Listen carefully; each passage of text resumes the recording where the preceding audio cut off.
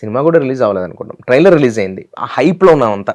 అన్నయ్య రీఎంట్రీ ఆ boss is back టైంలో ఆ ట్రైలర్తో సహా పర్ఫామ్ చేసి నేను సింగిల్ టేక్లో ఆయన ముందు 12 minutes ఒక ఫుటేజ్ మనం తీస్తే ఏదైతే షూట్ చేశారో అదే, ఎందుకంటే ఆయన పెట్టుకుని నేను 1 more టేక్ చేయాలి, ఇద్దరమే, చిరంజీవి గారు ఎదురుగా నేను అంతే, ఇద్దరం ఎదురుగా ఉన్నాం. నేనేం పెర్ఫామ్ చేశాను అదే షూట్లో ఉంది. ఎడిటర్కి ఎడిట్ చేసే పని లేదు, అసలు నెక్స్ట్ లెవెల్లోనే. అంటే నేను చచ్చిపోవాలి కానీ చిరంజీవి గారు నిద్రపోకూడదు అని డిసైడ్ అయిన రోజు అది. అంటే నా ఉద్దేశం అదేదో పొగరుతోటో గర్వంతో చెప్పడం కాదు, ప్రాణంగా ప్రేమించాం కదా ఆయన, కాసేపు స్టే అంటే చేసాడులే అని అనుకోకూడదు, ఏంటి రాయుడు ఎవడు రాయుడు అనుకోవాలనే ఉద్దేశం అంతే. అది నేను అచీవ్ చేశాను.